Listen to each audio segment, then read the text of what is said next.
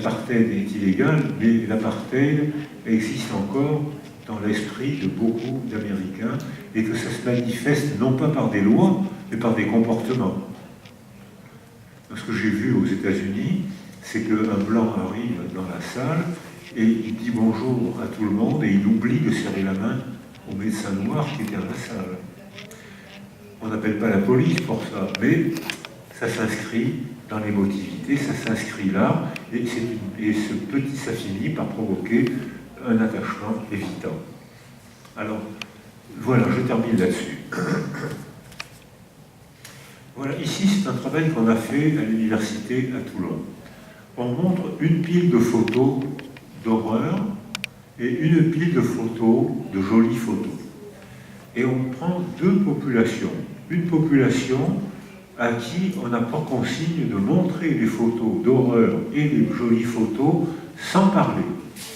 Et une deuxième population à qui on montre les mêmes photos d'horreur et les mêmes jolies photos en leur demandant de commenter les photos.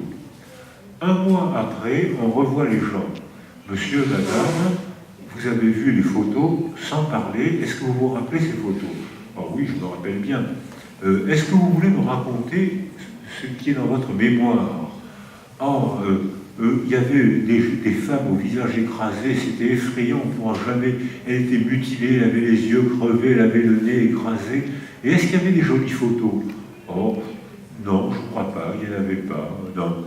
On remontre les mêmes photos et on revoit les gens à qui on a montré les photos en parlant. Monsieur, madame, est-ce que vous vous rappelez la pile de photos qu'on vous a montrée? Bien sûr. Dites-moi ce que vous vous rappelez. Oh, ben, il y avait une dame, elle avait un accident, mais c'était une plaie superficielle. On allait la soigner facilement, c'était rien à faire. Et est-ce qu'il y avait des jolies photos? Oh oui, il y avait des jolies photos. J'en me rappelle, il y avait un champ de coquelicots rouges. C'était rouge, c'était magnifique. C'est-à-dire qu'on a la preuve expérimentale que le fait de parler de notre accident, de notre traumatisme, remanie la représentation du passé. Donc ça ne dit pas la vérité, mais on dit la vérité qu'on ressent. Et là, on a une preuve, on a un degré de liberté. Là, on peut, le coup dans le réel, la guerre, elle a eu lieu, les morts ne reviendront jamais, la ruine, le coup dans le réel, on l'a reçu, mais on n'est pas prisonnier du passé, on n'est plus dans la prison du passé, on a pu se libérer parce qu'on a vu des figures d'attachement qui nous ont sécurisés et parce qu'on a pu parler avec eux. Donc voilà ici Primo Levi qui est à Auschwitz, qui était déjà un chimiste connu quand il a été à Auschwitz, et il rêve quand il est à Auschwitz de parler avec sa famille à Turin. C'est un Italien de Turin, il s'entend très bien, il aime beaucoup sa sœur, et il dit, je vais lui raconter ce que j'ai vu, je vais témoigner, je vais raconter, et je vais être compris. Il rentre chez lui à Turin, il commence à parler, l'horreur de ce qu'il dit est tellement insupportable que tout le monde se tait. Et sa sœur quitte la table parce qu'elle ne supporte pas ce que Primo Levi est en train de raconter. Et Primo Levi écrit, à nouveau, je suis seul. Et il se suicide, 40 ans après, il rumine, il souffre et il se suicide. Henri Saint-Proud dit, après le camp de Buchenwald, il faut que je témoigne. Il était communiste et il dit, il faut que je témoigne parce qu'on ne peut pas laisser un crime pareil, il faut que je témoigne. Et il dit, je ne peux pas écrire, et il emploie cette jolie métaphore, quand je cherche à témoigner, mes brouillons saignent. Je ne peux pas dire ce que j'ai vu et ce qu'on m'a fait.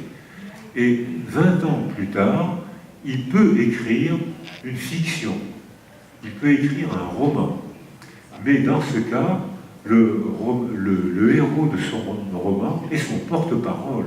C'est-à-dire qu'il fait dire au héros de son roman ce qu'il n'a pas la force de dire lui-même.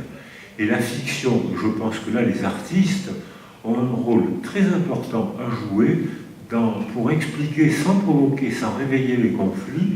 Les artistes ont un rôle très important à jouer pour essayer d'arrêter la transmission de la haine, la transmission de la guerre. C'est-à-dire qu'en faisant des films ou en écrivant des romans, on va parler du film, on va parler du roman, on ne va pas parler de ce que vous m'avez fait. C'est pas vrai. Le comédien va être mon porte-parole, mais on va accepter la parole du comédien, alors que moi, si je disais aux Allemands ce qu'ils m'ont fait, beaucoup d'Allemands, ou bien il y aurait le négationnisme, ce qui existe, mais non, qu'est-ce que tu racontes? Ce que j'ai entendu souvent, le négationnisme, ou bien au contraire, il y aurait la culpabilité des Allemands que je ne souhaite pas. Les jeunes Allemands ne sont pas responsables des crimes de leurs parents ou de leurs grands-parents. Quand un homme viole une femme, on ne met pas son fils en prison. Donc je ne vois pas en quoi les jeunes Allemands aujourd'hui seraient responsables ou coupables du crime du nazisme qui a été fait pendant la Seconde Guerre mondiale. Donc je n'ai pas envie de les culpabiliser, mais j'ai envie de les comprendre. Et j'ai envie de comprendre avec eux. J'ai envie qu'on partage cette compréhension et qu'ils cherchent avec moi à comprendre ce qui s'est passé. Voilà, donc je vais terminer là-dessus. Donc finalement, je termine sur cette métaphore en disant que dans le récit traumatique, tout est vrai. Les traumatisés ne mentent, pour ainsi dire, jamais. Même quand c'est incohérent, comme j'ai été incohérent pendant des décennies, même quand je me suis trompé sur des dates énormes, même quand ils se trompent dans les dates, même quand ce qu'ils disent est incohérent, pour eux, c'est pas incohérent. Pour eux, c'est comme ça qu'ils l'ont vécu, c'est comme ça qu'ils l'ont éprouvé. Et on ne pourra leur rendre leur cohérence qu'en élaborant avec eux. Donc, dans une chimère, tout est vrai. Dans une chimère, les pattes sont d'un lion, les ailes sont d'un aigle, la queue est un serpent. Tout est vrai dans la chimère, qui est un animal imaginaire. Donc voilà, je pense qu'avant mon exposé, vous aviez des idées claires. J'espère maintenant qu'elles sont confuses. Merci d'avoir écouté.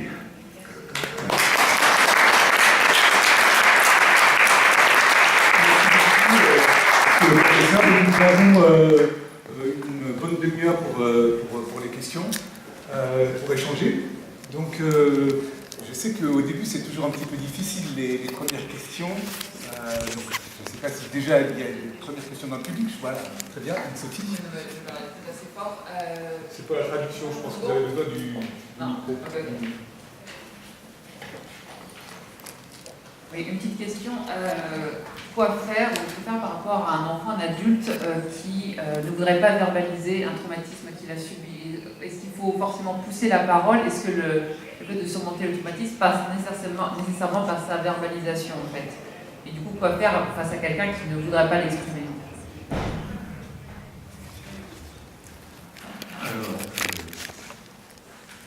la méthode que je recommande pour répondre à cette question, c'est ma fille, mon fils. Il m'est arrivé quelque chose de terrible pendant la guerre. Je n'ai pas la force de le dire. Et si je te le dis, tu vas être traumatisé. Si je te le dis, je vais transmettre l'horreur. Ce qui me fait dire ça, c'est que quand j'étais médecin à Toulon, à la Seine, près de Toulon, les communistes, pendant la Seconde Guerre mondiale, avaient été très courageux. Il y avait eu 11 000 fusillés. Et beaucoup de communistes étaient rentrés de déportation et ils voulaient témoigner. Et ils montraient des photos partout, des photos d'horreur, des photos de cadavres empilés. Ils montraient des photos d'horreur, ils faisaient des défilés avec des pyjamas déportés. Et j'ai soigné tous leurs enfants. Et tous leurs enfants, devant moi, disaient à leur père ou à leur mère, c'était surtout les pères, disaient: de quel droit tu m'as fait vivre dans l'horreur de ce que tu as subi? Tu aurais dû te taire. Mais si les parents se taisent, les enfants ont des parents curieux. Les enfants ont des parents qui parlent bien, on s'attache à maman, on s'attache à papa, et tout d'un coup, ils se taisent. Qu'est-ce que c'est que ce silence? Le silence indique le lieu du crime et de l'angoisse. Et ça donne, on a évalué, ça donne des attachements ambivalents. 80% des enfants dont les parents ont été traumatisés ont acquis un attachement ambivalent. C'est-à-dire, j'aime beaucoup ma mère et de temps en temps j'ai des bouffées de haine pour elle, je ne sais pas pourquoi. J'aime beaucoup mon père et je ne comprends pas. De temps en temps, mon père m'abuse, il me sécurise et de temps en temps, mon père me fait peur, je ne sais pas pourquoi. Ça, c'est là que je viens de définir l'attachement ambivalent. Alors, pour empêcher soit la transmission de l'horreur du trauma, que j'ai entendu souvent, soit la transmission de l'ambivalence de l'attachement, qu'on a évalué et que j'ai entendu aussi, je crois que la seule méthode, c'est le détour du tiers, c'est-à-dire passer par les artistes. Moi, je n'ai pas la force de te dire ce qui m'est arrivé, et toi, ma fille, si je te dis ce qui m'est arrivé, tu vas pleurer, tu vas avoir peur, et tu vas me reprocher, tu vas avoir des cauchemars, et tu vas me reprocher de t'avoir entraîné dans mon malheur. Et si je me tais, tu vas être ambivalente. Tu vas m'aimer de temps en temps et m'agresser de temps en temps. Donc je vais dire, va voir cette pièce de théâtre, le journal d'Anne Frank, va voir un film, les années de plomb, c'est ça, non? Le soleil de plomb. Va voir un film. Zwizdan. Alors on croit que c'est Zwizdan le film. Va voir un film, et le soleil de plomb, et on va parler du film. Et les enfants vont très vite comprendre que le comédien dans le film, c'est le porte-parole de mon père qui n'a pas la force de parler de ce qui lui est arrivé. Et c'est très souvent les enfants eux-mêmes qui vont dire « Papa, c'est pas un truc comme ça qui t'est arrivé ?» Ah ben oui, moi j'étais à tel endroit, à tel moment. Et petit à petit, sans brutalité, sans violence, c'est les enfants qui vont donner la parole aux parents traumatisés. Et là, les parents sont heureux. Pour répondre à votre question, j'ai eu à accompagner une dame qui avait fait une tentative de suicide parce qu'elle était très malheureuse et qui, pendant la Seconde Guerre mondiale, avait eu un comportement en France vraiment héroïque. Elle avait 15 ans. Quand elle était ouvrière, parce que les filles de ma génération, je fais partie d'une génération où 3 ou 4% des enfants faisaient des études supérieures. On passait le certificat d'études et tous les enfants, garçons et filles, allaient à l'usine, au champ. Les garçons descendaient à la mine, pas les filles, et les filles allaient à l'usine. Un ouvrier sur 3 était une fille, au champ et à la maison. Donc, tout le monde, dès l'âge de 12 ans, tout le monde travaillait beaucoup. Et les filles, j'avais des amis, filles, qui travaillaient debout dans le froid de l'usine 10 heures par jour. Elles avaient 12 ans, 13 ans. Donc c'était des conditions de travail vraiment éprouvantes. Et dans ce cas, la culture joue un rôle majeur. C'est-à-dire que cette femme est ouvrière, donc elle a un petit salaire, elle est révoltée par l'occupation nazie en France, et elle paye des tracts qu'elle se met à distribuer.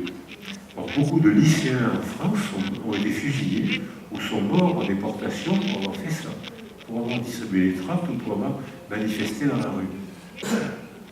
Donc des adultes lui disent « tu prends un risque énorme, tu calcules mal ton risque, viens avec nous, si tu veux rentrer dans la résistance, on va t'apprendre comment il faut faire ».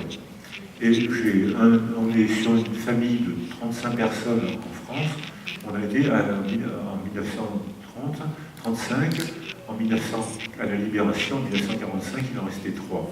Et j'ai un oncle qui s'est engagé dans la résistance et qui me disait le premier attentat réussit toujours parce qu'on n'est pas repéré. 6 mois après, on est presque toujours arrêté parce qu'on n'est pas des professionnels de la guerre. Et si on passe les 6 mois, on a appris le métier, on ne peut plus être arrêté. Donc elle vient, elle apprend les résistants, lui apprennent comment il faut faire. Arrive un chef de la Gestapo à Villeurbanne, près de Lyon, et elle a pour mission de le tuer. Elle a 15 ou 16 ans. Et donc elle s'est tirée au revolver. Les gardes du corps ne se méfient pas de cette grande fille qui arrive, qui s'approche du chef de la Gestapo, qui le tue. Les collègues résistants tirent sur les gardes du corps, qui donc ne peuvent pas attraper la fille parce qu'on leur tire dessus. Elle s'enfuit, elle garde le revolver, Et le lendemain, 30 otages ont été attrapés et fusillés sans jugement. Et elle commence à se culpabiliser.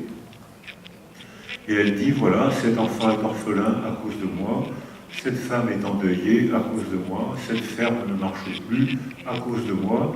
Et elle commence une carrière d'auto-agression, comme le font souvent les gens coupables, d'auto-punition. Elle commence à s'auto-punir tout le temps. Elle épouse un haut fonctionnaire, ce qui n'est pas forcément un signe d'auto-punition, hein, peut-être.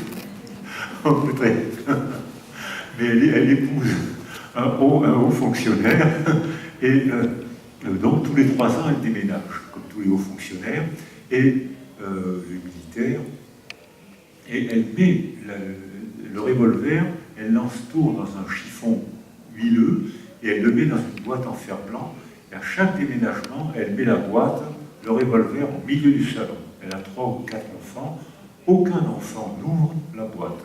Ou si les enfants ouvrent la boîte et voient le revolver, aucun enfant ne pose de questions. Et c'est le petit-fils, un jour, qui ouvre la boîte, voit un revolver et pose des questions à sa grand-mère. Et la grand-mère explique devant ses enfants, qui ne savaient pas. La grand-mère dit, mais pendant la guerre, j'ai été résistante, c'est pour ça que j'ai la Légion d'honneur. Et elle raconte à son petit-fils l'histoire qu'elle n'avait jamais eu la force de raconter à ses propres enfants.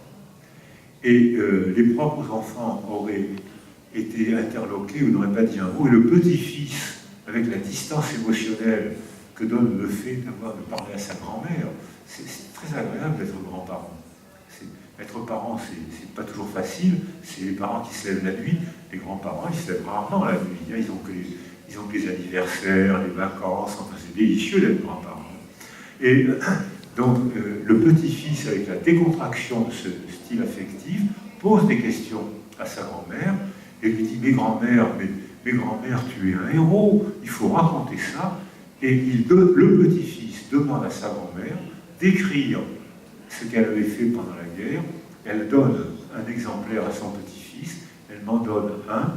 Les enfants ont mis 3 mois avant d'oser lire le témoignage de leur propre mère. Donc les petits-enfants font ce que font les artistes, le détour du tiers. Eux, ils ont la force de poser des questions que n'osent pas poser les enfants, parce qu'ils sentent qu'il y a quelque chose de grave. Donc ils se taisent. Je ne sais pas pourquoi maman se tait quand on parle de la guerre, mais puisqu'elle se tait, elle parle tout le temps, sauf de la guerre. Donc le silence indique le lieu de la tragédie. Le silence indique le lieu du traumatisme. Mais pour le petit enfant, c'est pas ça du tout. Pour le petit enfant, la guerre c'est une épopée, grand-mère c'était un héros. Donc pour le petit enfant, lui, il pose des questions, et la grand-mère a été entièrement réhabilitée par son petit-fils. Voilà, je ne sais pas si j'ai répondu à votre question, mais je suis très content de ma réponse.